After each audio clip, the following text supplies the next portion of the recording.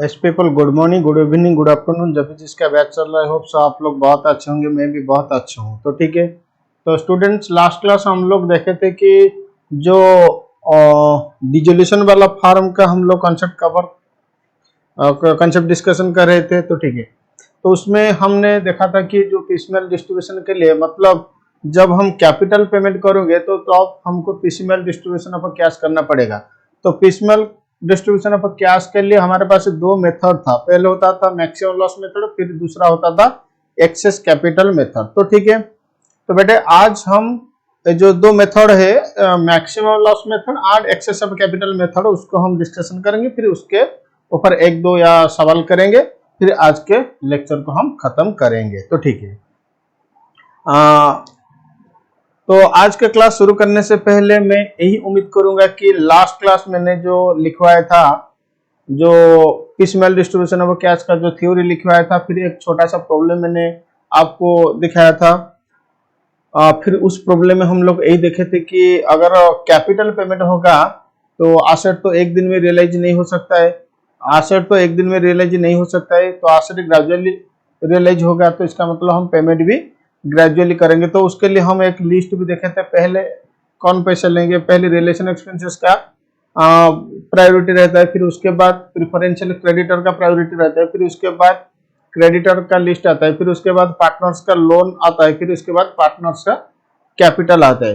तो बेटे पार्टनर्स का कैपिटल जो पेमेंट होगा तो तब हम दो मेथड फॉलो करेंगे कैश डिस्ट्रीब्यूशन करने के लिए। उसको हम बोले थे कि पीसीएमएल डिस्ट्रीब्यूशन ऑफ कैश। तो जब पार्टनर का कैपिटल हम पेमेंट करेंगे तो तब दो मेथड हम फॉलो करेंगे। एक होता था मैक्सिमम लॉस मेथड और एक होता था एक्सेस ऑफ कैपिटल मेथड। तो ये मैक्सिमम लॉस मेथड और एक्सेस ऑफ कैपिटल मेथड क्या होता है, तो आज के क्लास में हम डिस्कशन करेंगे। तो आइए शुरू करते हैं। पहले हम लोग लिखेंगे कि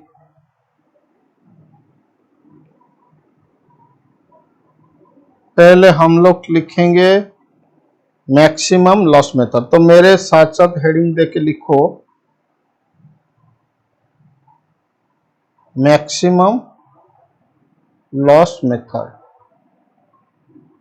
ठीक है, अब बोलेंगे सर ये मैक्सिमम लॉस क्या होता है। तो देखो बेटा, पहले मैं इस कॉन्सेप्ट का सारे के सारे स्टेप लिखाऊंगा, फिर उसके बाद हर एक एक स्टेप हम समझेंगे, फिर उसके बाद इस कॉन्सेप्ट व स्टेप को लेकर हम एक प्रॉब्लम का सॉल्यूशन भी करेंगे। तो प्रॉब्लम सॉल्यूशन करने के बाद इस टॉपिक का इसका कॉन्सेप्ट आपको पूरी तरह से समझ में आएगा। तो आइए, तो मेरे साथ साथ पहले लिखो जे उसमें क्या स्टेप हम फॉलो करेंगे, ये मैक्सिमम लॉस मेथड में क्या प्रोसीजर हम फॉलो करेंगे। तो लिखो under this method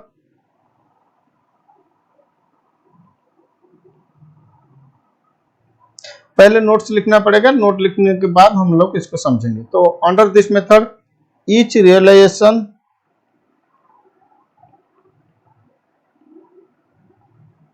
is assumed to be final oblique last realization। जितना हो सकेगा उतना भी मैं नोट्स लिखवाने के टाइम पे डिस्कशन भी करवा दूंगा, तो उसके लिए आप चिंता मत करो। तो पहला पॉइंट कह रहा है कि under this method each realisation is assume to be last या फाइनल रियलाइजेशन। इसका मतलब मान लो कि आज तुम्हारा एक एसेट सेल हुआ, मान लो आज तुम्हारा एक एसेट सेल हुआ, तो आप यही समझो कि आगे या इसके बाद और कभी सेल नहीं होगा, या और कभी भी एसेट रिलेशन नहीं होगा। इसका मतलब आज जो रिलेशन हुआ वो लास्ट एंड फाइनल रिलेशन। हाँ, ऐसे नहीं कि एक्चुअली नहीं होगा, ऐसे दिमाग में रखो, कैलकुलेशन ऐसे करोगे कि जैसे कि इस रिलेशन के बाद और रिलेशन नहीं होगा। तो ठीक है सर, हम दिमाग में फिक्स कर लिया ये कंसेप्ट कि इस रिलेशन हमारा लास्ट रिलेशन होता है, इसके बाद और रिलेशन नहीं होगा।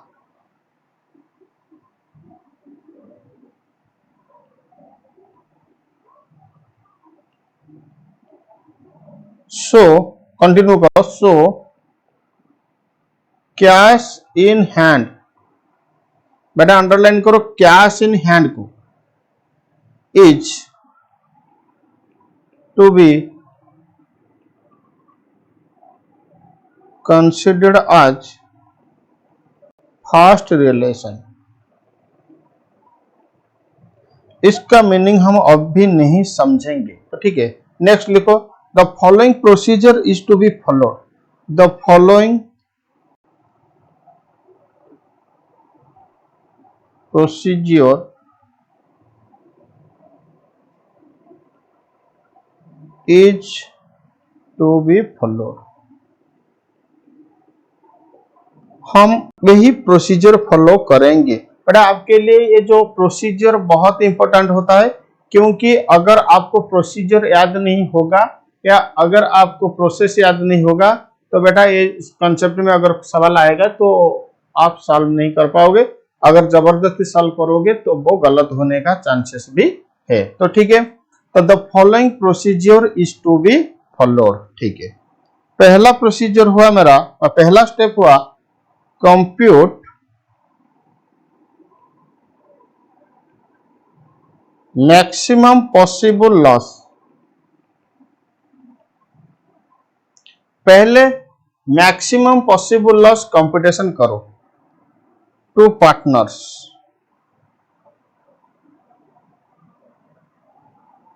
Bye deducting cash realised from total capital and distribute the same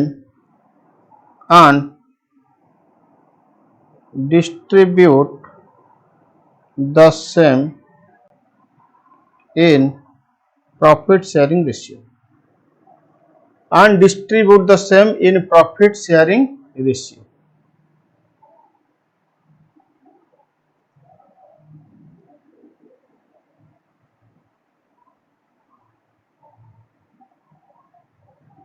अब बोलेंगे सर इसका मतलब क्या है? बेटा मतलब अभी हम नहीं समझेंगे, पहले हम प्रोसीजर लिखेंगे। तो इधर लिखो maximum loss is equal to capital, उसमें से माइनस करो कैश अवेलेबल। कैपिटल से कैश अवेलेबल को माइनस कर दो, वो बन जाएगा आपका मैक्सिमम लॉस। ठीक है, फिर आएगा पॉइंट 2, तो दूसरा पॉइंट लिखो। फिर आएगा पॉइंट 2, दूसरा पॉइंट लिखो, deduct share of maximum loss,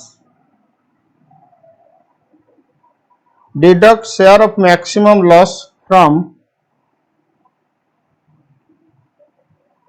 individual capital balance.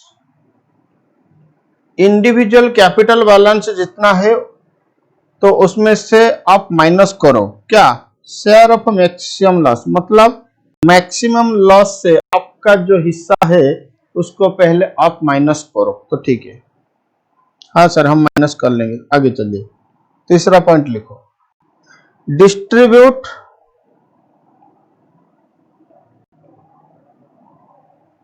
the negative balance, distribute the negative balance of any partners in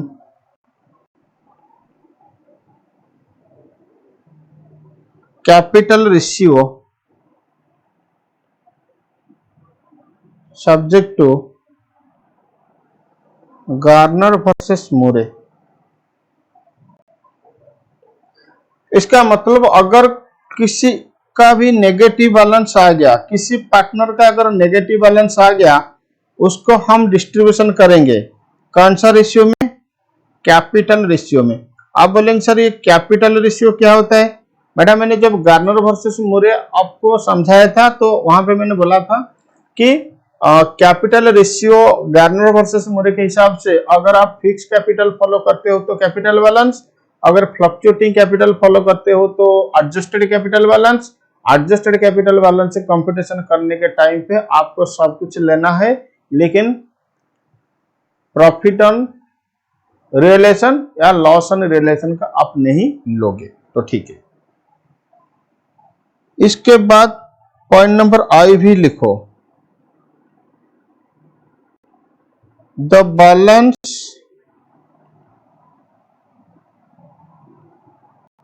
मतलब डबल आई से ट्रिपल आई को माइनस करने के बाद जो बैलेंस आएगा will be paid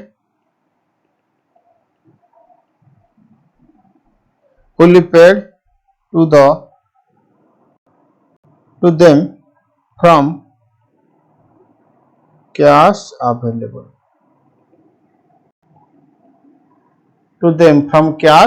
available,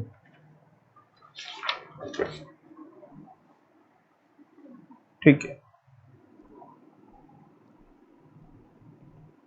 this process shall be continued till the negative balance is abolished।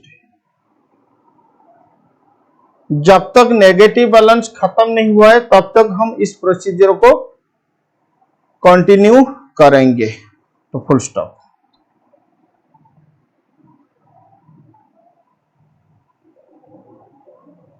Afterwards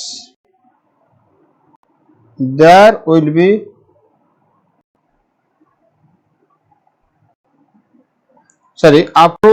afterwards there will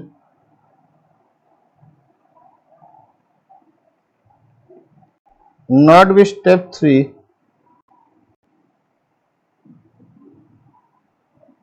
rather the amount to be paid to them can be obtained by in step 2। आप बोलेंगे sir इसका मतलब समझ में नहीं आया। बेटा मैंने इसका मतलब भी आपको यहाँ पे नहीं समझाऊंगा। तो आप बोलेंगे सर इतना सा प्रोसीजर, मैंने बोलूंगा हाँ। तो क्या इस प्रोसीजर को मैं एक बार शॉर्ट में बता दूं, जो जितना अभी हो सके मैं उतना बता दूं, लेकिन जो पॉइंट रहेगा मैं उस पॉइंट को प्रैक्टिकल प्रॉब्लम के साथ आपको समझाऊंगा, क्योंकि थियोरेटिकल प्रोसीजर बोल देने से कुछ फायदा नहीं होगा। प्रैक्टिकल के साथ अगर इस थ्योरी को आप समझेंगे तो बेटर क्लैरिटी आ जाएगा। तो देखो बेटा इसमें और कुछ नहीं, जो भी पैसा जो भी रिलेशन आपका हुआ है मान लो कि वो आपका लास्ट एंड फाइनल रिलेशन, इसका मतलब इसके बाद कभी भी रिलेशन नहीं होगा, तो ठीक है। इसका मतलब आपके पास कैश जो अवेलेबल था वो कंसीडर किया जाएगा कि फर्स्ट रिलेशन, मतलब डिस्ट्रीब्यूशन पहले जितना भी कैश अवेलेबल है वो डिस्ट्रीब्यूशन हो जाएगा। वो डिस्ट्रीब्यूशन होने के बाद फिर अगर नेक्स्ट अगर बाद में कभी भी एसेट सेल हुआ तो उसको फिर हम डिस्ट्रीब्यूशन करेंगे, तो ठीक है। इसका मतलब पहला डिस्ट्रीब्यूशन हमारा स्टार्ट होगा कैश अवेलेबल से, पहला डिस्ट्रीब्यूशन हमारा स्टार्ट होगा कैश अवेलेबल से, तो ठीक है। हमको इस प्रोसीजर फॉलो करना पड़ेगा, तो ये वाला प्रोसीजर हमको फॉलो करना पड़ेगा।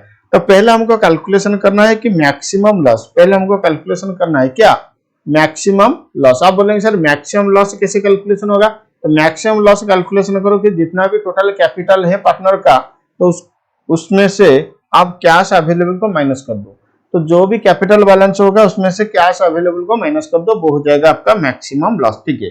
आप बोलेंगे सर उसके बाद हम क्या करेंगे, उसके बाद आप क्या करोगे ना, जो भी मैक्सिमम लॉस आया उसको आप डिवाइड करोगे प्रॉफिट शेयरिंग रेशियो, और जो भी मैक्सिमम लॉस आएगा तो उसको हम डिडक्ट करेंगे इंडिविजुअल कैपिटल बैलेंस से। मैंने गलत बोल दिया। तो मैक्सिमम लॉस को हम प्रॉफिट शेयरिंग रेशियो में डिस्ट्रीब्यूशन करेंगे, जो आपका शेयर आया उसको हम माइनस करेंगे आपके कैपिटल से। पहले हम मैक्सिमम लॉस कंपटीशन करेंगे, तो मैक्सिमम लॉस कंपटीशन करने के बाद उसको डिस्ट्रीब्यूट करेंगे प्रॉफिट शेयरिंग रेशियो में। तो प्रॉफिट शेयरिंग रेशियो में डिस्ट्रीब्यूशन करने के बाद आपका शेयर आ जाएगा शेयर ऑफ मैक्सिमम लॉस। फिर वो शेयर ऑफ मैक्सिमम लॉस को हम माइनस करेंगे आपके कैपिटल बैलेंस से। तो ठीक है, तो अब जो बैलेंस आया डबल आई में, अब उसमें हम देखेंगे अगर किसी का भी नेगेटिव बैलेंस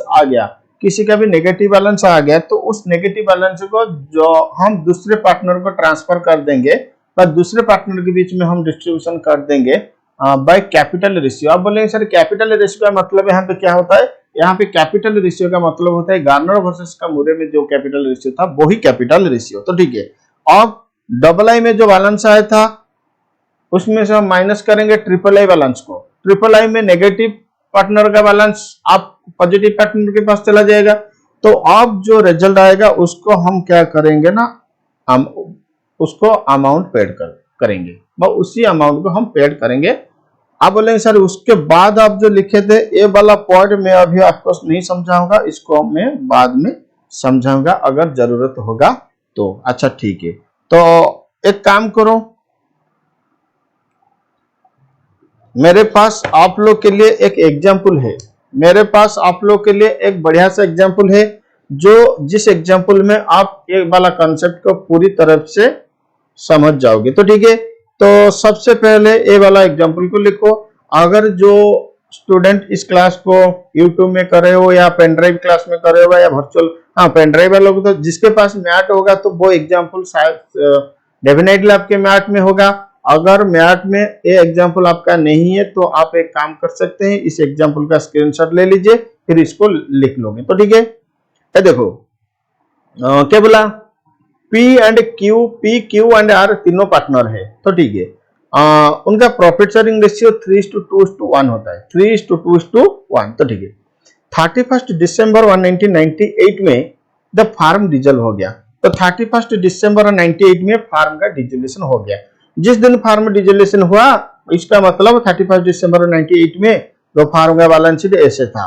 तो बैलेंस शीट में कुछ एसेट था, कुछ लायबिलिटी था, कुछ कैपिटल था, करंट अकाउंट का बैलेंस था। तो हम लोग देखेंगे अभी क्या एसेट था, क्या लायबिलिटी था, करंट अकाउंट में बैलेंस क्या था, कैपिटल अकाउंट में बैलेंस क्या था। तो ठीक है, तो मशीनरी का बैलेंस था 1,54,000, फर्नीचर का बैलेंस था 25,800, इन्वेस्टमेंट का बैलेंस था 5,400, स्टॉक का बैलेंस था 97,700, डेटर का बैलेंस था 56,400, बैंक बैलेंस था, आपके बैंक बैलेंस इसका मतलब है कैश बैलेंस हो जाएगा, तो बैंक बैलेंस आपका था 29,700। फिर उसके बाद करंट अकाउंट क्यू का था, डेबिट बैलेंस था 18,000। तो ठीक है, इसके हिसाब से आपका बैलेंस शीट का टोटल हो रहा है 3,87,000। तो ठीक है, कैपिटल में पी का 1,31,100, आर क्यू का 35,400, आर का 31,500, करंट अकाउंट में पी का 26,400, आर का 6,000। आप बोलेंगे सर क्यू का नेगेटिव सॉरी डेबिट बैलेंस है। आपके पास रिजर्व एंड सरप्लस है 1,08,000। फिर लोन फ्रॉम आर, मतलब आर एक पार्टनर होता है, ये पार्टनर्स लोन, तो पार्टनर का लोन होता है आपका 15,000। क्रेडिटर का बैलेंस आपका 51,600, क्रेडिटर का बैलेंस आपका 51,600 है। ठीक है, तो ये बैलेंस शीट का टोटल आपको आ रहा है 3,87,000। बैलेंस शीट का टोटल आ रहा है 3,87,000।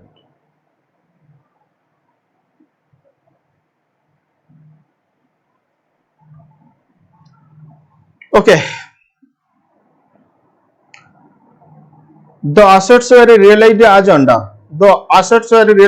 under. February 99 में डेप्टर का रियलाइजेशन हुआ 51,900 और मार्च 99 में मशीनरी से रियलाइजेशन हुआ 1,31,500। अप्रैल 99 में फर्नीचर से रियलाइजेशन हुआ 18,000। फिर मई 99 में आर बोला कि वो इन्वेस्टमेंट को ले जाएगा 6,300 में। जून 99 में स्टॉक से आप रियलाइजेशन किए 96। रियलाइजेशन मतलब डेटर पैसा दे दिया, मशीनरी को हम बेच दिए, फर्नीचर को हम बेच दिए, इसको हम कहते हैं रियलाइजेशन हुआ। तो ठीक है, रियलाइज हुआ। फिर डिसोल्यूशन एक्सपेंसेस ओरिजिनली जो प्रोवाइडेड हुआ था 13,500, लेकिन एक्चुअली 13,000 अच्छा प्रोविजन कितना के लिए हुआ था 13,500, लेकिन जब रियलाइजेशन एक्सपेंसेस डिजोल्यूशन एक्सपेंसेस हुआ तो हमने देखा कि डिजोल्यूशन एक्सपेंसेस 13,500 नहीं हो रहा है। हम प्रोविजन बना के रखे हैं 13,500 के लिए, लेकिन एक्चुअली कितना खर्चा हुआ? एक्चुअली 9,600 खर्चा हुआ, जो कि पेमेंट हुआ 30 अप्रैल में, जो कि पेमेंट हुआ 30 अप्रैल में। तो ठीक है, partner decided that after creditors were settle, creditor को सेटल करने के बाद, अच्छा क्रेडिटर को आप कितने पैसे दे के सेटलमेंट कर लिए? तो 50,400। ये देखो क्रेडिटर का बैलेंस कितना था? 51,600, लेकिन क्रेडिटर को हम पेमेंट किए 50,400। इसका मतलब क्रेडिटर हमको कुछ डिस्काउंट दे दिया, क्रेडिटर हमको कुछ डिस्काउंट दे दिया। तो ठीक है, तो क्रेडिटर को पेमेंट करने के बाद all cash received will be distributed at the end of each month. तो जितना भी कैश बचेगा वो end of each month, her month का एंड में डिस्ट्रीब्यूशन होगा पार्टनर के बीच में आज पर मैक्सिमम लॉस मेथड। तो आपको डिस्ट्रीब्यूशन कैसे होगा उसको दिखाना पड़ेगा। सोच द डिस्ट्रीब्यूशन ऑफ कैश। तो बेटा और एक बार आप अपने तरफ से इस क्वेश्चन को पहले रीड कर लो। तो ठीक है, मैं आपको 1 मिनट का टाइम दे रहा हूं इस अपने तरीके से इस क्वेश्चन को रीड करने के लिए। मैं तो मेरे तरीके से इस क्वेश्चन को रीड करके आपको समझा दिया, मुझे भी क्वेश्चन अच्छा से समझ में आ गया। तो मैं आप लोगों को यही रिक्वेस्ट कर रहा हूं कि अपने तरफ से इस क्वेश्चन को एक बार पढ़िए। तो अपने तरफ से पढ़ने के बाद हम इस क्वेश्चन का सॉल्यूशन बनाएंगे। ठीक,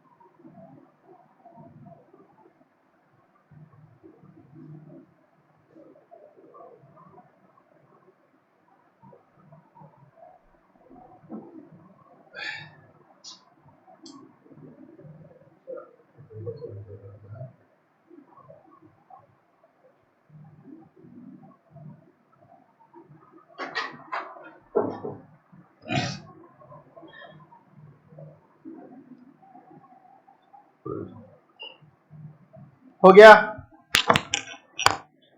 क्वेश्चन अपने तरफ से अपने तरीके से आप पढ़ लिए। तो ठीक है, तो अब हम जाएंगे इस क्वेश्चन का भी सॉल्यूशन बनाएंगे। तो ठीक है, लिखो सॉल्यूशन। सुनो, पहले आपको देखना पड़ेगा कि कैपिटल में किस पार्टनर का कितना बैलेंस है। पहले आपको देखना पड़ेगा कि कैपिटल में किस पार्टनर का कितना बैलेंस है। तो ठीक है, आप बोलेंगे sir confirm fix capital follow कर रहा है या फ्लक्चुएटिंग कैपिटल फॉलो कर रहा है, कुछ नहीं बोला है। तो बेटा अगर क्वेश्चन साइलेंट रहता है कि फार्म फिक्स कैपिटल फॉलो करता है या फ्लक्चुएटिंग कैपिटल फॉलो करता है, हमेशा यही अजम्पशन लेना कि आप फ्लक्चुएटिंग कैपिटल फॉलो कर रहे हैं या फिक्स कैपिटल फॉलो करे। बोलो हाँ, अगर फार्म साइलेंट रहेगा तो आप यही अजम्पशन ले लेना कि फार्म फ्लक्चुएटिंग कैपिटल फॉलो कर रहा है। लेकिन इस क्वेश्चन में क्या आपको दिखाई दे रहा है करंट अकाउंट का बैलेंस भी दे रहा है। तो बोलो करंट अकाउंट कब प्रिपरेशन होता है, सॉरी करंट अकाउंट कब बनाते हैं या कब बनाते हैं फार्म? जब कैपिटल अकाउंट मेंटेन होता है फिक्स कैपिटल में, जब कैपिटल बैलेंस मेंटेन होता है फिक्स कैपिटल में, तब बैलेंस शीट में कैपिटल अकाउंट आएगा, फिर करंट अकाउंट आएगा। अगर फ्लक्चुएटिंग मेथड में फॉलो होगा तो करंट अकाउंट का क्वेश्चन भी नहीं उठेगा। तो इसका मतलब actually firm fluctuating method fixed method में फॉलो कर रहा है। तो ठीक है बेटा, मुझे अभी नहीं चाहिए कि फार्म फ्लक्चुएटिंग मेथड में फॉलो कर रहा है या फिक्स मेथड में फॉलो कर रहा है। मैंने तो अभी सिर्फ आपको बताया थोड़ा रिवीजन करने के लिए। अगर मुझे यही जानना था कि आप इस पॉइंट को पकड़ लिए या नहीं। तो ठीक है, आपको ये पॉइंट समझ में आ गया। अगर क्वेश्चन साइलेंट रहेगा तो हम फ्लक्चुएटिंग मेथड फॉलो करेंगे, लेकिन इस क्वेश्चन में तो फ्लक्चुएटिंग क्वेश्चन भी नहीं उठ रहा है, क्योंकि फार्म का जो बैलेंस शीट है उसमें कैपिटल अकाउंट है, फिर भी करंट अकाउंट है। ठीक है, फिर भी मैं क्या करूं ना, किसका कितना कैपिटल बैलेंस, मतलब फार्म से किस पार्टनर को कितना रुपया मिलना है मैं देखूंगा। तो पहले मैं क्या करूंगा ना, बैलेंस ऑफ पार्टनर्स कैपिटल। एक पार्टनर को फार्म से कितना पैसा मिलने वाला है मैं उसका जरा बैलेंस कर रहा हूं। तो यहां पे रहा P, यहां पे Q, यहां बैठा R। बोलो पार्टनर का कैपिटल कितना है। आप बोलेंगे सर पार्टनर का कैपिटल कितना है। Partner capital 1,31,100, 35,400, 31,500। तो पार्टनर का कैपिटल पहले देखो, 1,31,100, 35,400, 31,500। ठीक है, तो उसमें करंट अकाउंट को एडजस्ट करो। करंट अकाउंट में किसका कितना पैसा है, P का 26,400, Q का 18,000। ये डेबिट बैलेंस इसीलिए हम माइनस करेंगे। ठीक है, R का 6,000। फिर जो भी रिजर्व सरप्लस है उसको डिस्ट्रीब्यूशन कर दो। देखो रिजर्व एंड सरप्लस कितना, आप बोलेंगे सर 1,08,000। 1,08,000 को 3:2:1 का रेशियो में डिवाइड कर दो। तो 3:1 होगा तो आएगा 54,000, 36,000, 18,000। तो बैलेंस कितना आया, तो बैलेंस आ रहा है 1,93,500। ठीक है, 53,400। ठीक है, 55,500। आप बोलेंगे सर यहाँ पे तो जो क्या रियलाइजेशन अकाउंट ये सब कुछ नहीं होगा। बेटा ये सब कुछ नहीं होगा क्योंकि उसका बारे में हमको कुछ भी इंफॉर्मेशन नहीं है। अगर रिलेशन अकाउंट होता तो जैसे रिलेशन अकाउंट आप बनाए थे वैसे बना के यहाँ एडजस्ट करोगे तो ठीक है। तो लॉस एंड रिलेशन या प्रॉफिट एंड रिलेशन होगा तो मेरे हिसाब से पहले आप लोग कैपिटल अकाउंट फॉलो करो, मेंटेन करो, पर कैपिटल अकाउंट पहले प्रिपेयर करो फ्लक्चुएटिंग के मेथड पे। क्वेश्चन में फिक्स हुआ या फ्लक्चुएटिंग हुआ कोई बात नहीं, कोई जरूरत नहीं। आप पहले एक पार्टनर को फार्म से कितना पैसा मिलने वाला है उसको डिसाइड करो, इसको कैलकुलेशन करो। तो ठीक है, तो इसका मतलब P को फार्म से कितना मिलना है 1,93,500, Q को फार्म से कितना मिलना है 53,400, R को फार्म से कितना मिलना है 55,500। तो फार्म के पास जो भी एसेट होगा उसको बेचोगे। प्रोसीजर क्या होगा सुनो, फार्म के पास जो भी एसेट होगा उसको बेचोगे तो पहले रिलेशन खर्चा होगा, फिर उसके बाद प्रेफरेंशियल क्रेडिटर पेमेंट लेंगे, फिर उसके बाद क्रेडिटर पेमेंट लोगे, फिर उसके बाद लोन फ्रॉम पार्टनर पेमेंट हो जाएगा। अगर पैसा बचेगा सफिशिएंट बचेगा तो P इतना लेगा, Q इतना लेगा, R इतना लेगा। अगर पैसा सफिशिएंट नहीं बचेगा तो वो लोग इतना तक तो नहीं ले पाएंगे, लेकिन जितना उन लोगों का हिस्सा आएगा वो उतना ही लेंगे।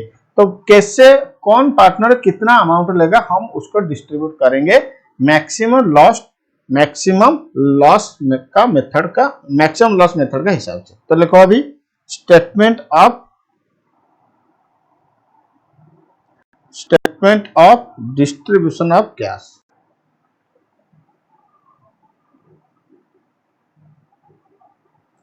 Statement of distribution of cash.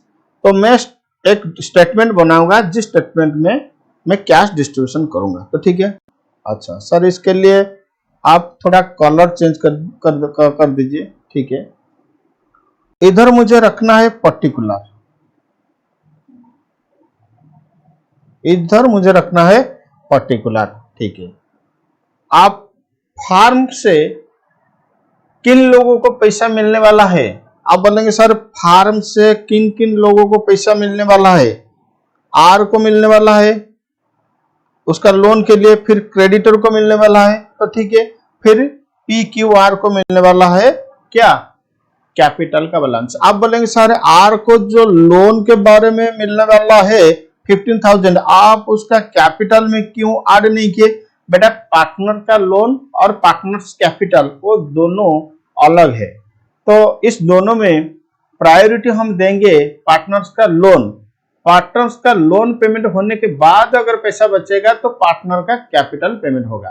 तो पार्टनर का कैपिटल में पार्टनर का कैपिटल बैलेंस, उसका करंट बैलेंस, उसका शेयर ऑफ प्रॉफिट और loss and realisation balance, joint life policy balance, ये सब आएगा, लेकिन पार्टनर का कैपिटल में पार्टनर का लोन नहीं आएगा। क्या आप ये पॉइंट क्लियर है? हाँ, तो इसका मतलब फार्म के पास किसको पैसा मिलने वाला है, क्रेडिटर को मिलने वाला है, ठीक है, फिर आर का लोन मिलने वाला है, तो ठीक है, फिर पी को पैसा मिलना है कैपिटल के बारे में, क्यू को मिलना है कैपिटल, आर को मिलना है उसका कैपिटल, तो ठीक है।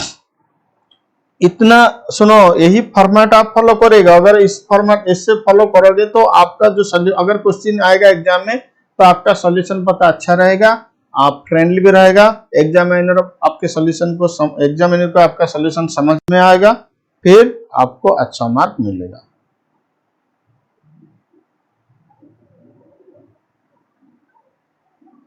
मेरा लाइन थोड़ा टेढ़ा हो रहा है तो क्या करूं, इलेक्ट्रॉनिक डिवाइस में लाइन तो सीधा सीधा नहीं जाता है, हम बाद में लाइन खींचेंगे, ठीक है, लेकिन आप अपना कॉपी में एकदम स्ट्रेट वाला लाइन खींचो। सुनो, पहले लिखो आउटस्टैंडिंग बैलेंस, इसका मतलब किसका कितना आउटस्टैंडिंग था, बोलो क्रेडिटर का कितना था 51,600, हाँ, लोन का कितना था 15,000, बोलो हाँ हाँ, पी का कितना 1,93,500, हाँ, क्यू का 53,400, जी सर, आर का 55,500, ठीक है।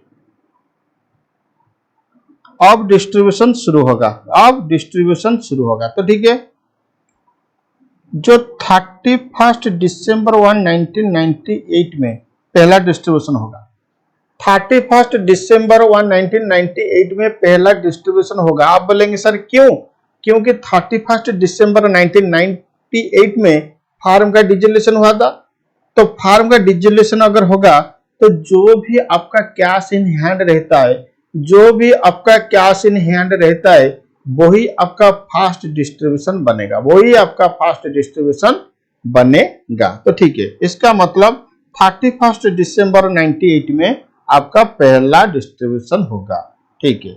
आप बोलेंगे सर कितना, कैसे डिस्ट्रीब्यूशन होगा, तो देखो पहले कैश इन हैंड कितना था, मैं थोड़ा छोटा छोटा लिख रहा हूं क्योंकि यहाँ पे जगह नहीं होगा, तो पहले कैश इन हैंड आपका कितना था, आप बोलेंगे सर कैश इन हैंड तो है ही नहीं, तो बेटा बैंक है ना, तो वही कैश इन हैंड हो जाएगा, तो कैश इन हैंड या बैंक आपके पास था 29,700, ठीक है। तो बेटे पहले बोलो पहला प्रायोरिटी किसका आता है, क्रेडिटर का या प्रेफरेंशियल क्रेडिटर का या पार्टनर का लोन का या पार्टनर का कैपिटल का। आप बोलेंगे सर पहला प्रेफरेंस तो आता है रियलाइजेशन अकाउंट का, सॉरी रियलाइजेशन एक्सपेंसेस का, तो ठीक है बेटा, पहले हम इसमें से माइनस कर देंगे रियलाइजेशन एक्सपेंसेस, कितना माइनस करेंगे रियलाइजेशन एक्सपेंसेस। आप बोलेंगे सर रियलाइजेशन एक्सपेंसेस के लिए दो अमाउंट दिया हुआ है, हाँ बेटा रियलाइजेशन के लिए दो अमाउंट दिया हुआ है, लेकिन एक्चुअली रियलाइजेशन एक्सपेंसेस पेमेंट हुआ क्या हो रहा है, लेकिन एक्चुअली रियलाइजेशन एक्सपेंसेस पेमेंट हुआ 30 अप्रैल में, बोले सर नो, हाँ सर, लेकिन आप क्या कर रहे हो ना 31 दिसंबर 98 को उसके लिए पहले प्रोविजन बना के रखना पड़ेगा। तो रियलाइजेशन एक्सपेंसेस एक्चुअल वाला इधर माइनस होगा या प्रोविजन वाला माइनस होगा? अब बोलेंगे सर प्रोविजन वाला माइनस होगा, 13,500। ठीक है, अब सोचो कितना पैसा बचता है? 16,200। 16,200। तो ये जो 16,200 अगर पैसा बचता है तो इतना ही सोच लो कि आगे आपको पैसा नहीं मिलेगा, आगे आपका पैसा नहीं मिलेगा। इसका मतलब ये 16,200 किसको देना है? क्रेडिटर को या पार्टनर का लोन को या पी को या क्यू को या आर को? आप बोलेंगे सर लाइन में जो पहले आएगा उसको दिया जाएगा, लाइन में जो पहले आएगा उसको दिया जाएगा। अगर आपको पहले पैसा लेना है तो लाइन में पहले आओ, लाइन में पहले पी क्यू आर नहीं आ सकता है। तो ठीक है, आप लाइन में पहला आता है कौन? क्या? क्रेडिटर। इसका मतलब ये अमाउंट पेमेंट हो जाएगा क्रेडिटर। तो लिखो payment to creditor, payment to creditor कितना? 16,200। क्या बोलो और आपके पास पैसा है क्या? आप बोलेंगे नहीं सर, इसका मतलब अभी और कुछ भी डिस्ट्रीब्यूशन नहीं हो पाएगा। तो जरा बैलेंस निकालो। तो बैलेंस क्रेडिटर का और कितना बचा सर? 35,400 बचा। तो ठीक है, लोन का 15,000 बचा, इसका 1,93,500 बच गया, इसका 53,400 बच गया, इसका 55,500 बच गया। तो ठीक है बेटा, ओके। अब बोलेंगे सर नेक्स्ट, अभी तो हमारे पास पैसा नहीं है। मैं भी बोल रहा हूं कि हाँ आपके पास जितना पैसा था आप डिस्ट्रीब्यूशन कर चुके हैं, अभी तो पैसा नहीं है। लेकिन फरवरी 1999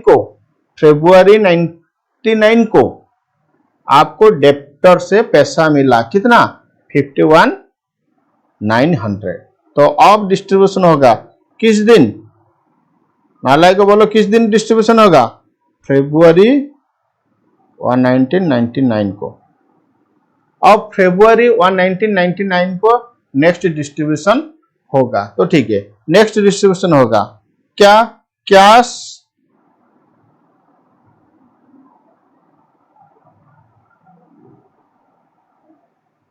रियलाइज्ड फ्रॉम डेटर। बोलो डेटर से कितना पैसा मिला? 51,900। 51,900। अब बोलो वो पैसा कौन लेगा? क्रेडिटर लेगा। आप बोलेंगे सर आप क्रेडिटर को कितना दोगे? आप बोलो क्रेडिटर बोला कि मुझे सेटलमेंट मुझे सेटलमेंट करवाइए। कितना में? मुझे सेटलमेंट करो कितना में? 50,400।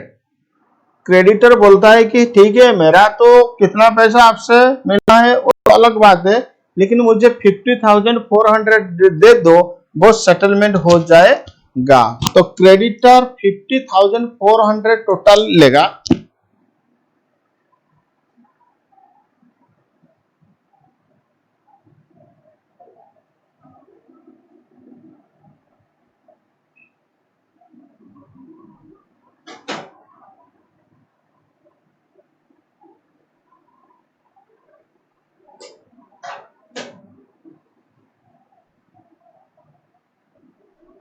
आपको क्रेडिटर को टोटली 50,400 देना है। तो ठीक है, तो 50,400 से आप माइनस करो, क्रेडिटर को ऑलरेडी मिल चुका है कितना? 16,200। 16,200। इसका मतलब क्रेडिटर को अभी कितना पैसा मिलना है सर? 34,200। तो ठीक है, तो एक काम करो, paid to creditor, paid to creditor. बोलो कितना पेमेंट करोगे? 34,200।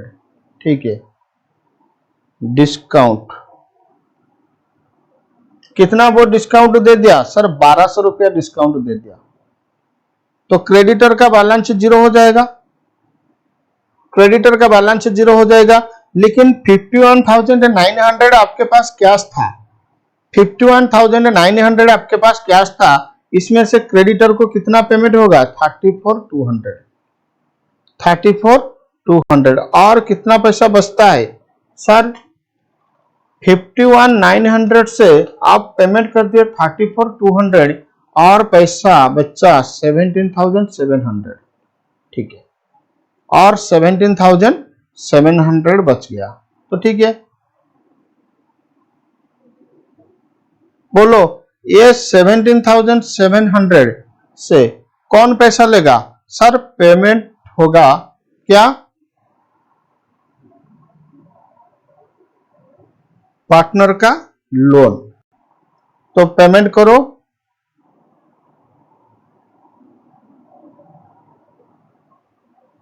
आर लोन आर का लोन तो 15,000 आर का लोन तो 15,000 तो आर का लोन 15,000 पेमेंट हो गया तो ठीक है और पैसा कितना बचा सर बैलेंस हुआ कितना 2700 बैलेंस हुआ 2700 ये बहुत लेंदी प्रोसीजर होता है आपको ऐसे ही आगे जाना होगा तो हम क्या करेंगे मैं कुछ नहीं कर पाऊंगा जो सबसे इजीएस्ट तरीका होता है मैं आपको सबसे इजीएस्ट तरीका ही सब दे रहा हूं इसको मुझे मिटाना पड़ेगा क्योंकि इधर मुझे आंसर लिखना है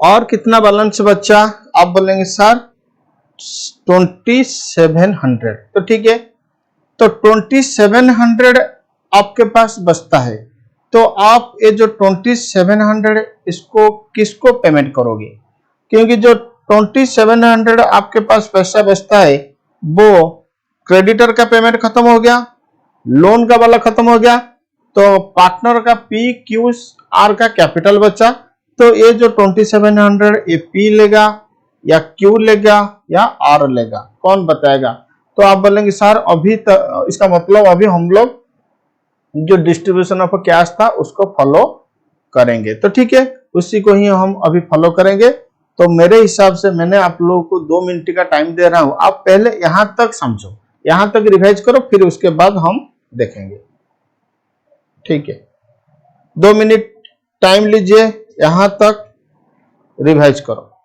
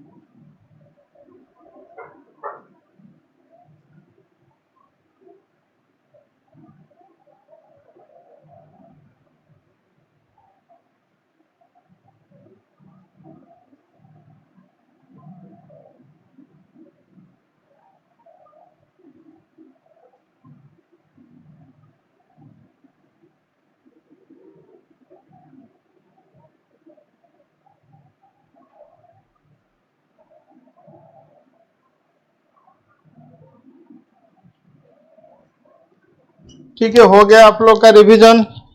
ओके सर, हो गया। तो देखो, ये जो 2700 पैसा बच गया, मैं इसको P को भी दे सकता हूँ, Q को भी दे सकता हूँ, R को भी दे सकता हूँ, लेकिन मेरे अपनी मर्जी से तो नहीं दे सकता हूँ। मुझे कैलकुलेशन करना पड़ेगा कि किसको पैसा मिलने का हकदार है। तो वो कैलकुलेशन जो होगा वो मैक्सिमम लॉस मेथड के हिसाब से होगा। वो कैलकुलेशन जो होगा वो मैक्सिमम लॉस का मेथड का हिसाब से होगा।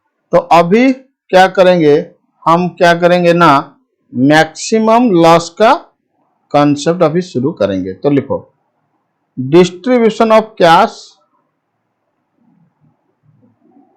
डिस्ट्रीब्यूशन ऑफ कैश आज पर मैक्सिमम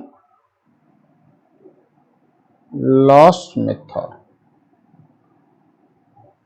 डिस्ट्रीब्यूशन ऑफ कैश आज पर मैक्सिमम लॉस मेथड। बोलो, ये जो डिस्ट्रीब्यूशन हो रहा है ये किस दिन हो रहा है? फरवरी 99 में। तो फरवरी 99 का डिस्ट्रीब्यूशन मैं आपको शो कर रहा हूं। तो ठीक है, can you tell me what is the total of capital balance? Step by step आपको फॉलो करना पड़ेगा। तो पहले आप क्या करोगे ना, पहला स्टेप क्या था? Total capital balance. आपका स्टेप रिवाइज करो, कैपिटल बैलेंस से कैश अवेलेबल को माइनस करो, जो आएगा वो हो जाएगा आपका मैक्सिमम लॉस। तो उसके लिए मुझे कैलकुलेशन करना पड़ेगा कि पार्टनर का टोटल कैपिटल का बैलेंस कितना। बोलो, पार्टनर का टोटल कैपिटल का बैलेंस कितना? 193,500 प्लस 53,400 प्लस 55,500। सर बैलेंस आ रहा है 3,02,400। तो लिखो, टोटल कैपिटल बैलेंस होता है 3,02,400। उसमें से आप माइनस करो कैश अवेलेबल, उसमें से पहले माइनस करो कैश अवेलेबल। बोलो, आपके पास कितना पैसा अवेलेबल है? आप बोलेंगे सर हमारे पास 2700 अवेलेबल है। तो उसमें से आप 2700 माइनस कर दो, जो आएगा उसको हम बोलेंगे मैक्सिमम लॉस। जो रिजल्ट आएगा उसको हम क्या बोलेंगे? Maximum loss. तो 2700 माइनस करने के बाद आपका मैक्सिमम लॉस आ रहा है 299,700। 299,700 इसको प्रॉफिट शेयरिंग रेशियो में डिस्ट्रीब्यूशन कर दो। इसको प्रॉफिट शेयरिंग रेशियो में डिस्ट्रीब्यूशन कर दो। इसका मतलब distribute in profit sharing ratio. इसका मतलब distribute in profit sharing ratio. तो प्रॉफिट शेयरिंग रेशियो 3:2:1 था। तो 2,99,700 को 3:2:1 में डिवाइड रेशियो में डिस्ट्रीब्यूशन करोगे तो P का हिसाब बनेगा 149,800। इसका मतलब डिस्ट्रीब्यूट इन PSR। Q का हिस्सा आएगा 99,900, R का हिस्सा आएगा 49,950। तो ठीक है, अब बोलो इंडिविजुअल कैपिटल बैलेंस कितना था? मैंने बोला था ना, जो शेयर ऑफ मैक्सिमम लॉस आएगा उसको हम इंडिविजुअल कैपिटल बैलेंस से माइनस करेंगे। तो बोलो कैपिटल बैलेंस कितना आ रहा है? इंडिविजुअल कैपिटल बैलेंस किसका कितना है? सर P का है 193,500, ठीक है। Q का है 53,400, ठीक है। R का है 55,500, ठीक है। तो अब देखो,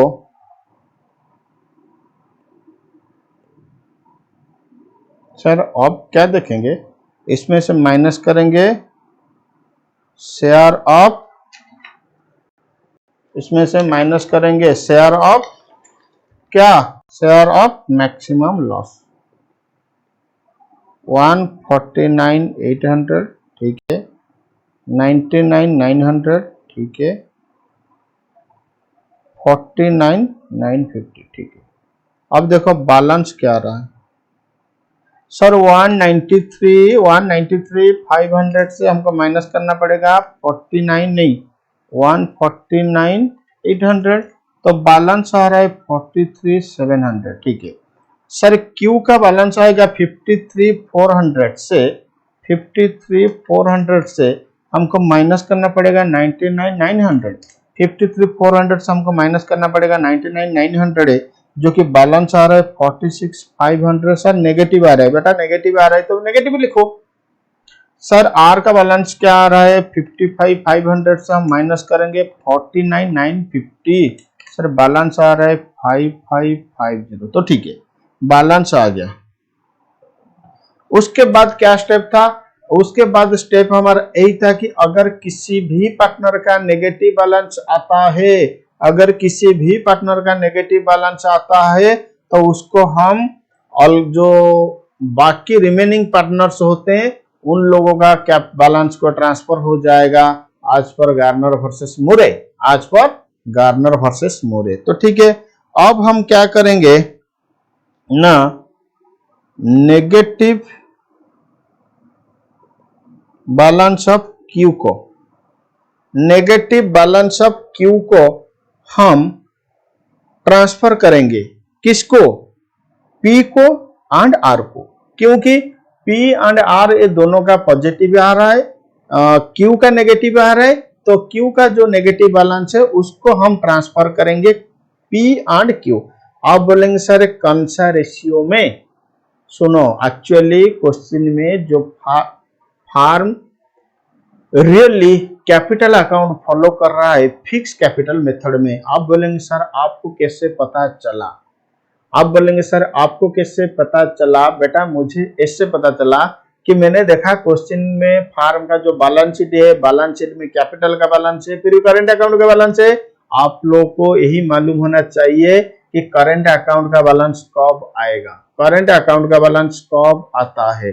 करंट अकाउंट का बैलेंस तब भी आएगा अगर फार्म कैपिटल को फिक्स मेथड में फॉलो करेगा, तो फिक्स कैपिटल को फिक्स मेथड में मेंटेन करेगा तो तब भी करंट अकाउंट का बैलेंस आएगा, नहीं तो नहीं आएगा। तो इसका मतलब गार्नर वर्सेस मुरे के हिसाब से कैपिटल बैलेंस के हिसाब से हम लोग डिस्ट्रीब्यूशन करेंगे। तो कैपिटल किसका कितना, सर 1,13,100, 31,500, ये इसको कहते हैं कैपिटल बैलेंस, इसको कहते हैं कैपिटल बैलेंस। चलो तो बैलेंस जो जाएगा, सॉरी नेगेटिव बैलेंस जो जाएगा, negative balance of Q transfer to P and Q in ratio of कितना 131:100, सॉरी मैंने गलत लिख दिया, ठीक है 131,000 सॉरी 100:31,500। देखो तो ये कितना आ रहा है। अब बोलेंगे सर इसको ऐसे ही सॉल्व करो, कोई बात नहीं। तो देखो P के पास कितना आएगा 46,500 इंटू 13100 डिवाइड बाई 13100 प्लस 31,500। देखो कितना आ रहा है 13100 प्लस 31,500, ये टोटल आ रहा है 162,600, ठीक है। 46 कैलकुलेशन खुद करो, 46 डिवाइड बाई 162,600 इंटू 13100, ये आ रहा है 3749.1.6।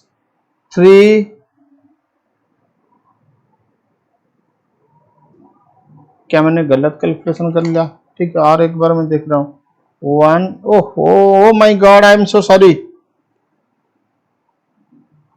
I am so sorry, I am so sorry, so sorry. इसका 1,300 इज टू 31,500, 1,300 प्लस 31,500, ये आ रहा है 144,600। क्या करूं, कैलकुलेशन थोड़ा कभी कभी मेरा गलत भी हो जाता है। मैं मैथमेटिकली इतना एक्चुअली स्ट्रांग नहीं हूँ। अकाउंटेंसी में मैं स्ट्रांग हूँ लेकिन मैथमेटिकली स्ट्रांग नहीं हूँ। अगर आप लोग यहाँ होते तो मुझे हेल्प करेंगे। आप तो नहीं है, मैं तो अकेला पढ़ा रहा हूँ। इसका टोटल आ रहा है 144,600। ठीक है, तो 46,500 इंटू 113,100 डिवाइड बाई 144,600 ये आ रहा है 36,370। 36,370 उसका आएगा 10130। इसका माइनस हो गया 46,500।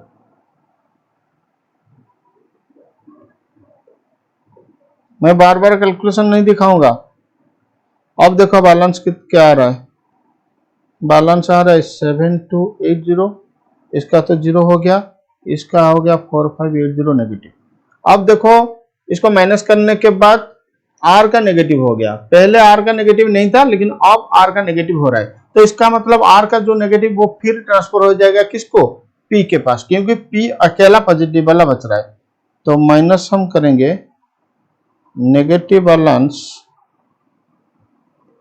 हमको फिर माइनस करना पड़ेगा negative balance of R should be. अच्छा, मैं इतना लेंदी क्यों लिखूं, आपको तो पता है ना, negative balance of R should be transfer to P. तो 4580 माइनस होगा। अब देखो क्या बैलेंस बचेगा। बैलेंस हो गया इसका 2700, इसका जीरो, इसका जीरो।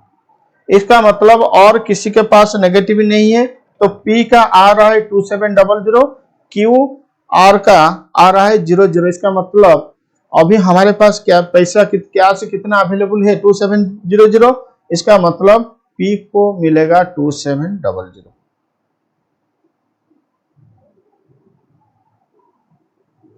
तो पेमेंट टू P 2700। बैलेंस हो गया जीरो, ये भी तो जीरो, ये तो जीरो, 2700 इनको जीरो।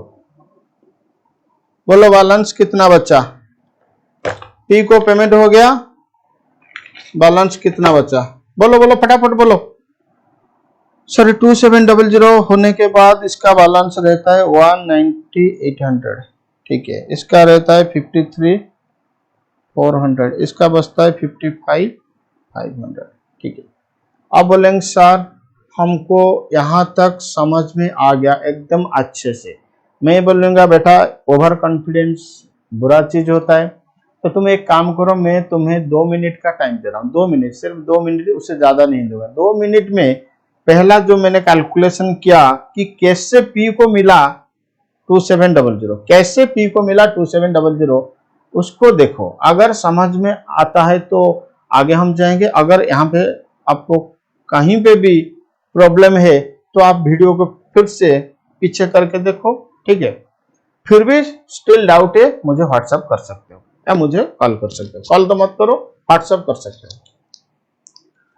देखो 2 मिनट।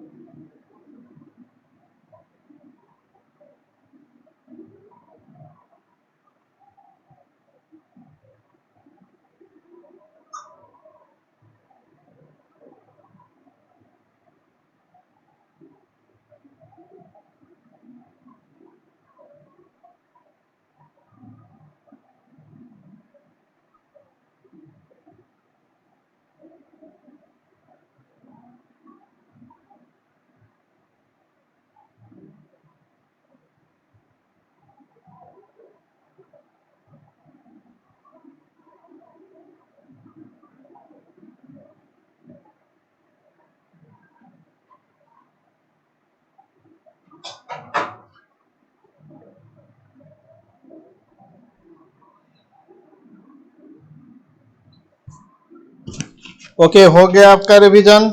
हाँ सर हो गया, आगे चलिए। ठीक है, अब देखो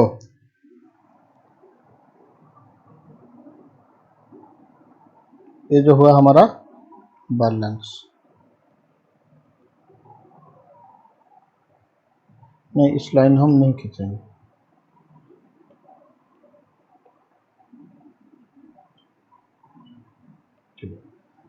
अब देखो ये जो रिलेशन हुआ था डेप्टर वाला, उसका पैसा खत्म हो चुका है। अब मशीनरी का रिलेशन हुआ कितना, 131,500। तो अब हम क्या करेंगे, अच्छा डेट क्या है, डेट है मार्च 99। अब लिखो मार्च 99, ठीक है। कैश रियलाइज्ड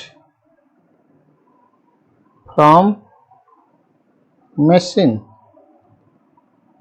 बोलो cash realised from machine, machine से आपको कितना पैसा मिला, 139,500, 139,500।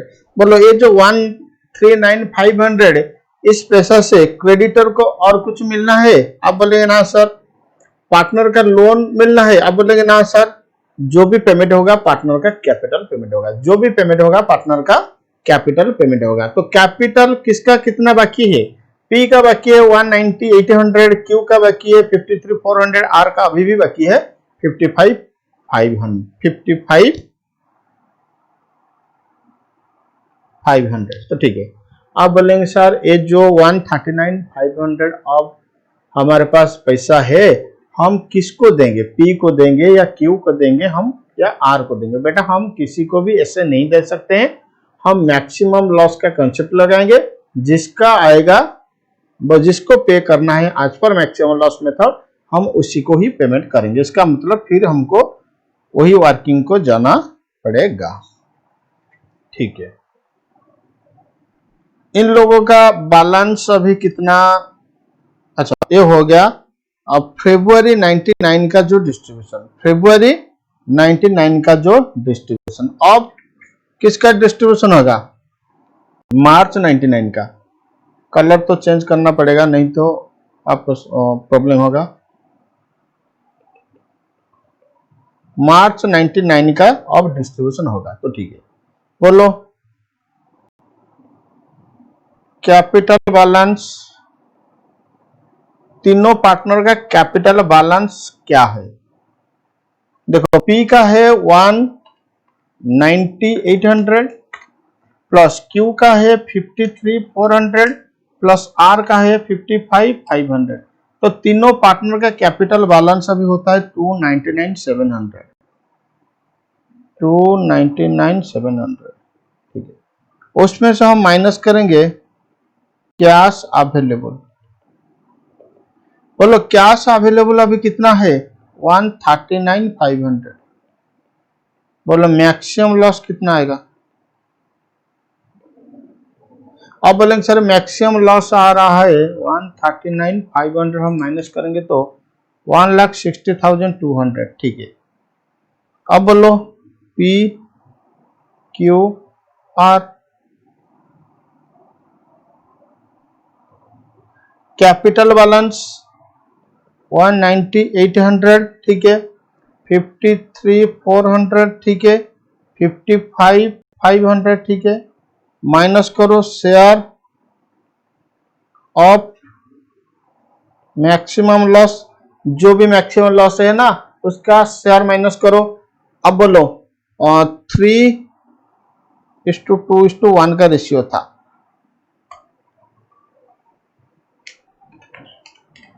इसका आ रहा है 80,100,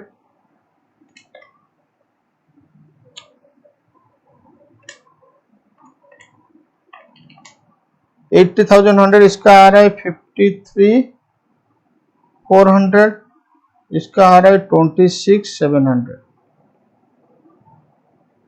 देखो बैलेंस कितना आया, बैलेंस आ रहा है सर इसका 1,10,700, ठीक है, 1,10,700, इसका तो 0 आ रहा है, इसका आ रहा है 28,800।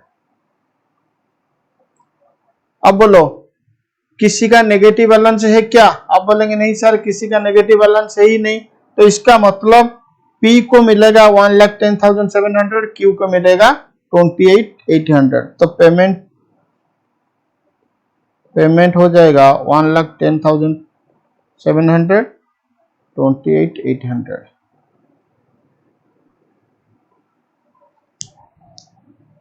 ठीक है,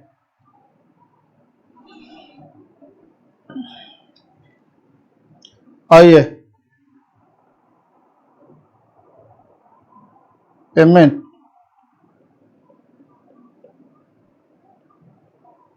P को कितना 1,10,700, Q को कुछ नहीं 28,800। अब देखो बैलेंस क्या बचा, 0 हो गया, इन लोगों का तो खत्म हो चुका है। 190,800 माइनस 110,700, ये होगा 80,100। इसका तो होता है 53,400, इसका होता है 26,700। ठीक है,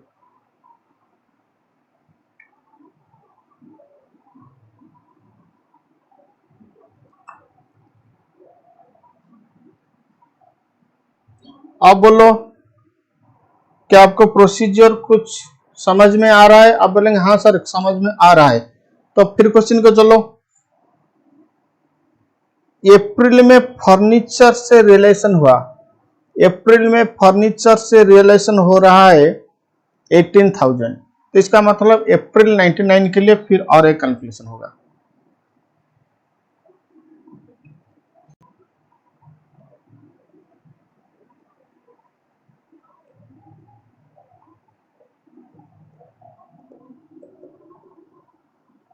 अप्रैल 1 1999। ठीक है, टोटल कैपिटल बैलेंस कितना होगा? आप बोलेंगे सर टोटल कैपिटल बैलेंस कहाँ मिलेगा, कहाँ मिलेगा? यहाँ मिलेगा 80,100 plus 53,400 plus 26,700, total capital balance हो रहा है 160,200। टोटल कैपिटल बैलेंस हो रहा है 160,200। तो लिखो टोटल कैपिटल बैलेंस हुआ आपका 160,200। इसमें माइनस करेंगे कैश अवेलेबल। बोलो कैश अवेलेबल कितना? कैश अवेलेबल कितना? बोलो मशीनरी से कितना मिला? 18,000। मशीनरी फर्नीचर से कितना मिला? 18,000। इसका अलावा और कुछ कैश है आपके पास? देखो देखो आपका रियलाइजेशन के लिए कितना आप माइनस किए थे पहले? 13,500। आप रियलाइजेशन के लिए 13,500 माइनस किए थे। अब बोले हाँ सर बिल्कुल ठीक है, लेकिन एक्चुअली पेमेंट कितना हुआ अप्रैल में? लेकिन एक्चुअली कितना पेमेंट हुआ अप्रैल में? 9,600। इसका मतलब माइनस 9,600। आप अप्रैल में बोलोगे कि रियलाइजेशन एक्सपेंसेस के लिए हमारे जो 13,500 था उनका सेटलमेंट हो गया, अभी उनमें से 9,600 हमारा बच गया। इसका मतलब ये जो 9,600 है इसको रखने का और जरूरत नहीं है रियलाइजेशन एक्सपेंसेस के लिए, इसको भी आप पेमेंट कर देंगे पार्टनर को कैपिटल के रूप से। इसका मतलब यहाँ जो कैश अवेलेबल आएगा इधर कितना होगा? 18,000 के साथ ऐड हो जाएगा कितना? 3,900। तो यहाँ पे एक हाथ का निशाना लगाओ कि ये वाला पॉइंट आपके लिए टेक्निकल पॉइंट होता है। तो इसका मतलब 21,900। बोलो मैक्सिमम लॉस कितना आएगा? आप बोलेंगे सर मैक्सिमम लॉस आता है 138,300। तो ठीक है, P Q R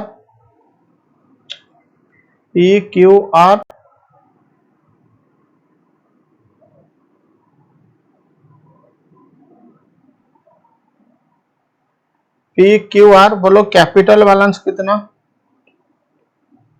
P Q R capital balance कितना।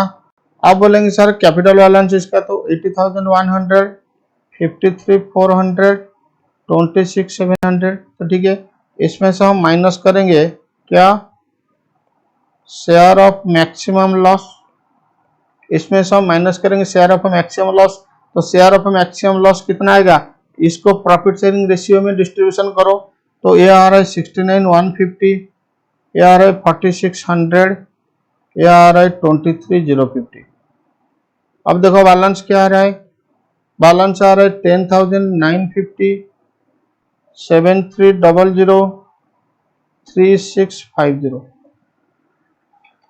26,700 माइनस 23,050, 3,650। बोलो इसमें किसी का नेगेटिव है क्या, आप बोलेंगे नहीं सर, इसका मतलब पी को पेमेंट होगा 10,950, क्यू को पेमेंट होगा 7,300, आर को पेमेंट होगा 3,650। चलो तो बोलो कैश रियलाइज फ्रॉम फर्नीचर कितना, 18,000, ऐड करो उसमें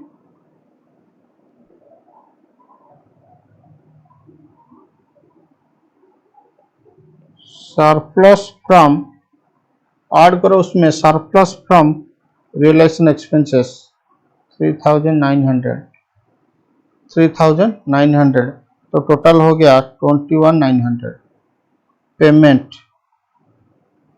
21,900 हो जाएगा। लेकिन इसमें पी को कितना मिलेगा, सर पी को कितना मिलेगा 10,500, सॉरी 10,950, क्यू को कितना मिलेगा 7,300, आर को कितना मिलेगा 3,650। अब बोलो बैलेंस क्या आ रहा है, बैलेंस कैश तो जीरो आ रहा है, इसका आ रहा है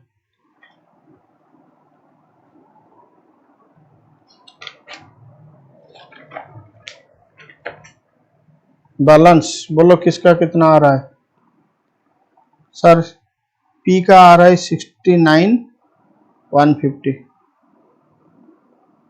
क्यू का आ रहा है 4,600, आर का 23,050, ठीक है। फिर उसके बाद हम आगे कंटिन्यू भी करेंगे, लेकिन मुझे यही लगता है कि आपको मैक्सिमम लॉस मेथड समझ में आ चुका है।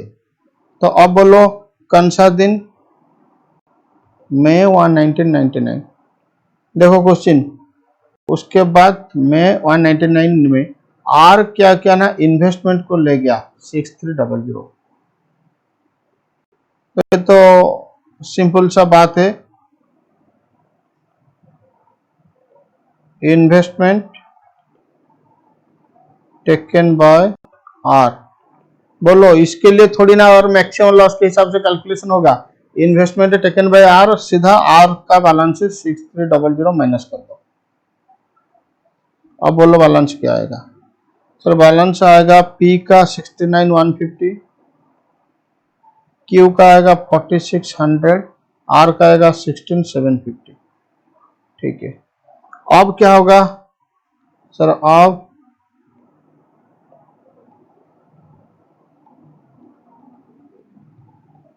जून 99 का कैलकुलेशन होगा। तो जून 99 में क्या हुआ, देखो जून 99 में स्टॉक का रियलाइजेशन हुआ 96,000, तो जून में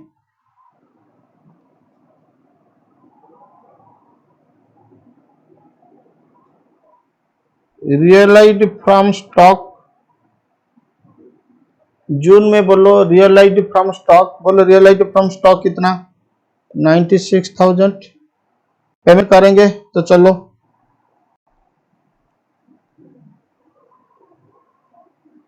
जून 99 का मैक्सिमम लॉस शेयर वाला कैलकुलेशन करो, जून 99 का मैक्सिमम लॉस वाला कैलकुलेशन करो, तो ठीक है। टोटल कैपिटल, बोलो टोटल कैपिटल कितना, टोटल कैपिटल कितना 96,150 plus 46,100 plus 16,750, 96,150 plus 46,100 plus 16,750, sir 159, क्या रे भाई 69, sorry 69,150, I am so sorry, 69,150 plus 46,100 plus 16,750, sir 132,000।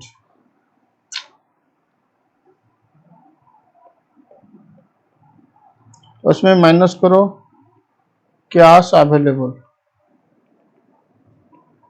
Sir cash available 96,000,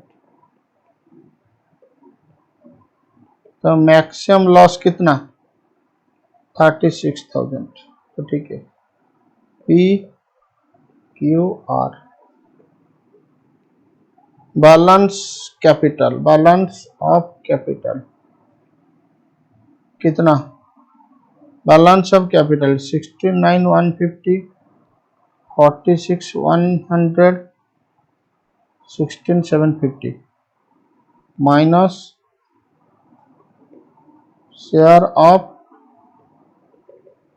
maximum loss, minus share of maximum loss, share of maximum loss कितना, इसको profit sharing ratio में distribution कर दो, 18,000, 12,000, 6,000, calculation खुद करो। तो जो बैलेंस आता है कितना 5,150, 3,400, 10,750।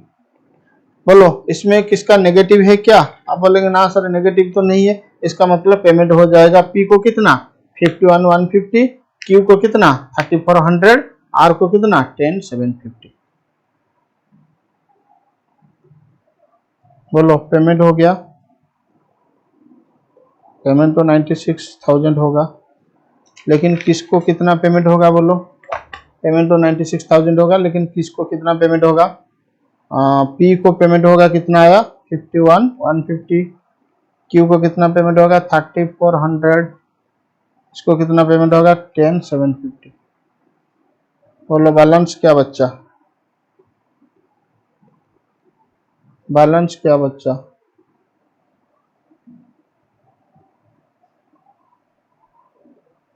पी का और बचता है 18,000, क्यू का और बचता है 12,000, आर का और बचता है 6,000। आप बोलेंगे सर ये जो बैलेंस है क्या होगा, देखो बेटा ये जो बैलेंस और बच गया है इसका कुछ नहीं होगा, आप यहीं पे कुछ सॉल्यूशन खत्म करोगे, ठीक है, क्योंकि आगे के लिए और रिलेशन नहीं है, अगर आगे के लिए और रिलेशन होता तो क्वेश्चन और आगे सॉल्यूशन और आगे जाता, तो ये इसीलिए कि और कुछ डिस्ट्रीब्यूशन करने के लिए नहीं है, तो इसका मतलब इधर सॉल्यूशन खत्म हो जाएगा। बोलो मैक्सिमम लॉस मेथड है लेंदी लेकिन बहुत आसान है, लेंदी लेकिन बहुत आसान।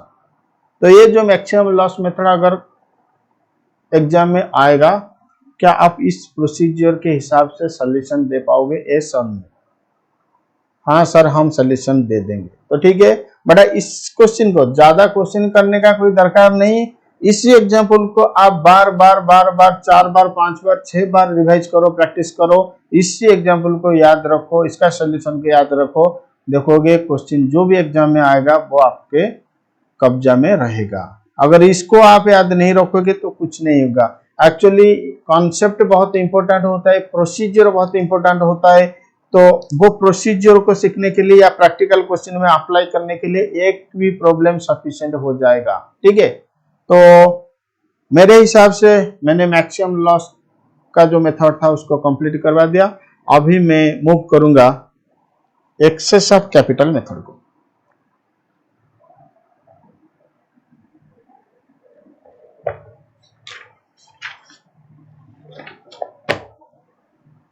लिखो नेक्स्ट हेडिंग देख के लिखो excess capital method, excess capital method. तो बेटा ठीक है, अभी हम क्या करेंगे ना, मैक्सिमम लॉस मेथड के हिसाब से जैसे कैलकुलेशन हम लोग किए थे, उसका जो सब्स्टिट्यूट मेथड होता है ना, एक्सेस कैपिटल मेथड, वो क्या है हम देखेंगे। तो वही प्रोसीजर में फॉलो करूंगा। पहले इसका नोट्स लिखाऊंगा, फिर उसके बाद इसका प्रैक्टिकल क्वेश्चन में कवर करूंगा। तो ठीक है, तो लिखो एक्सेस कैपिटल मेथड के हिसाब से पहले नोट लिखो। और देखिए लिखो, the partner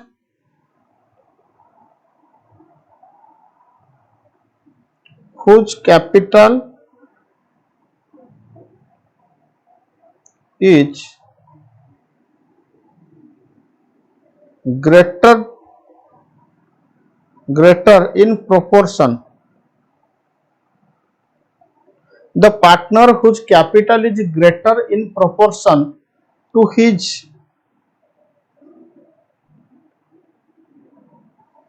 share of a profit, to his share of a profit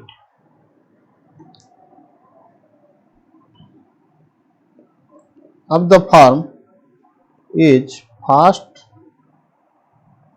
paid off। इसका मतलब जो पार्टनर का कैपिटल ज्यादा आएगा, जो पार्टनर का कैपिटल ज्यादा आएगा उसी को ही आप फास्ट पेमेंट करोगे। टू सच एक्सटेंट, कितना पेमेंट होगा? टू सच एक्सटेंट आज in excess of the proportionate capital.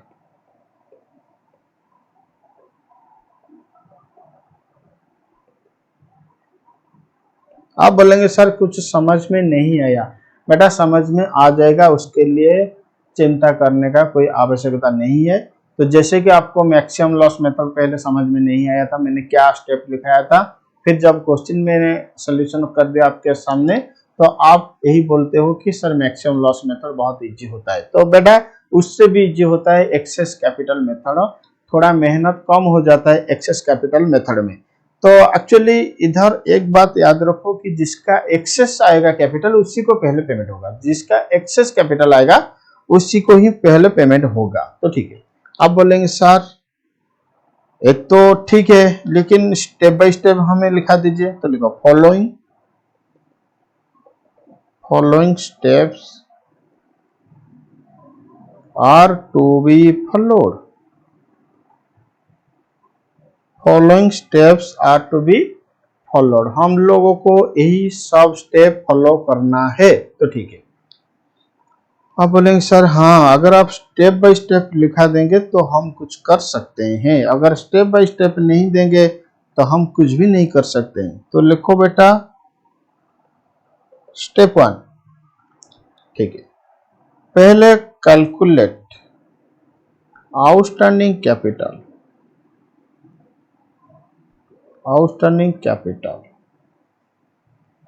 Of each partner. बेटा इसका मतलब होता है प्रिपेयर कैपिटल अकाउंट। क्या आपको कैपिटल अकाउंट बनाना आता है? हाँ सर, अगर आपको कैपिटल अकाउंट बनाना आता है तो स्टेप 1 आपको आ जाएगा, उसके लिए चिंता मत करो। ठीक है, स्टेप 2, जो स्टेप 1 के हिसाब से आंसर आ रहा है, जो स्टेप 1 के हिसाब से बैलेंस आ रहा है, उसमें प्रॉफिट शेयरिंग रेशियो को डिवाइड करो। अच्छा, इसका मतलब होगा divide such capital by individual profit sharing ratio. इसका मतलब इधर करो capital divide by PSR, capital divide by PSR. ठीक है सर, ये तो बहुत आसान स्टेप है, बिल्कुल ये बहुत आसान है बेटा। उसके बाद हम फॉलो करेंगे स्टेप 3। उसके बाद हम फॉलो करेंगे क्या? स्टेप 3। तो अब लिखो सिलेक्ट। अच्छा, मान लो आपके सामने 3 या 4 अमाउंट आ गया, मान लो आपके सामने 3 और 4 अमाउंट आ गया, क्या आप वो अमाउंट में लोएस्ट कौन होता है, सिलेक्ट कर पाओगे? हाँ सर, ये कैसे बात आप करते हैं कि हमारे पास 3-4 अमाउंट रहेगा, उसमें लोएस्ट कौन है हम सिलेक्ट नहीं कर पाएंगे। तो बेटा स्टेप 3 भी आपको समझ में आ गया। तो select smallest figure, select smallest figure in step 2 and take it as base and find the relative capital of each partner and find the relative capital of each partner. Find the relative capital of each partner. आप बोलेंगे sir ये relative capital क्या होता है? बेटा चिंता मत करो, इधर लिखो relative capital of each partner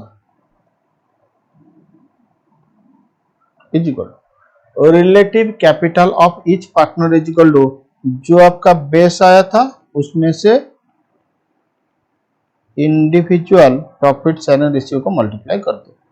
अच्छा सर, आप स्टेप 3 में क्या बोले ना, जो लोएस्ट आया था उसको हम बेस मान लेंगे, फिर उसी बेस अमाउंट के साथ हम जिसका जो भी प्रॉफिट शेयरिंग रेशियो है उसको मल्टीप्लाई कर देंगे, तो वो हमको मिल जाएगा क्या, रिलेटिव कैपिटल। बेटा बिल्कुल करेक्ट है, ठीक है। आप बोलेंगे सर स्टेप 3 के बाद क्या? स्टेप 3 के बाद स्टेप 6 आता है। मान लो स्टेप 6 कैसे आएगा? स्टेप 4 ही आएगा ना। स्टेप 4 में बोला कि फाइंड आउट एक्सेस कैपिटल। हाँ सर, यही एक्सेस कैपिटल को हम ढूंढ रहे थे, क्योंकि अब बिगनिंग में लिखाए थे कि जिसका कैपिटल जितना एक्सेस रहेगा उसी को ही आप पेमेंट करेंगे। तो अब एक्सेस कैपिटल आया, इसका मतलब यही एक्सेस वाला अमाउंट को पहले पेमेंट होगा। तो ठीक है, एक्सेस कैपिटल आप कैसे कैलकुलेशन करेंगे? देखो excess capital is equal to बेटा जो अमाउंट आया था स्टेप 1 में उसमें से माइनस करो जो अमाउंट आया स्टेप 3 के हिसाब से।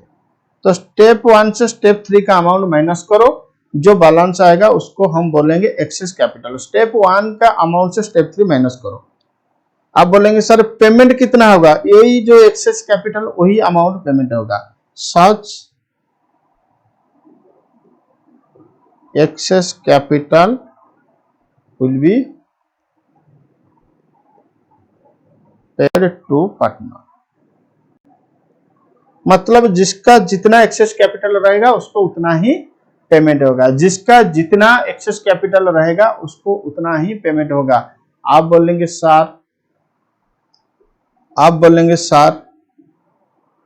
अगर उतना पैसा नहीं होगा तो पहले उसको पेमेंट करो, फिर बाद के बाद जितना पैसा है उसको पेमेंट करो, फिर बाद में रिपीट करोगे। तो लिखो step 5 repeat the above procedure until claim is satisfied subject to cash available। ये वाला प्रोसीजर रिपीट करो जब तक आपका क्लेम सेटिस्फाई नहीं हुआ है। क्लेम सेटिस्फाई नहीं हुआ है का मतलब जब तक आपको फुल पेमेंट नहीं हुआ है। फिर देखना कि तुम्हारे पास कितना कैश है। तो पेमेंट तो जितना कैश अवेलेबल है उससे ज्यादा तो पेमेंट नहीं हो पाएगा ना, जितना पैसा अवेलेबल है उससे ज्यादा तो पेमेंट नहीं हो पाएगा, इसीलिए हम कैश अवेलेबल को भी चेक करेंगे। ठीक है, आप बोलेंगे सर इसके लिए प्रैक्टिकल क्वेश्चन करवाइए। तो बेटा देखो मैं प्रैक्टिकल क्वेश्चन इसको कराऊंगा, लेकिन वीडियो लेंदी हो चुका है ऑलरेडी, 1.5 घंटा का वीडियो हो चुका है। तो मैं यहीं पे थोड़ा आप लोग को ब्रेक दे रहा हूँ, वीडियो को भी ब्रेक कर रहा हूँ। तो ब्रेक के बाद हम क्या करेंगे ना, इसका प्रॉब्लम सॉल्यूशन करेंगे। तो ठीक है, तो अभी के लिए इतना, टेक 5 मिनट्स ब्रेक।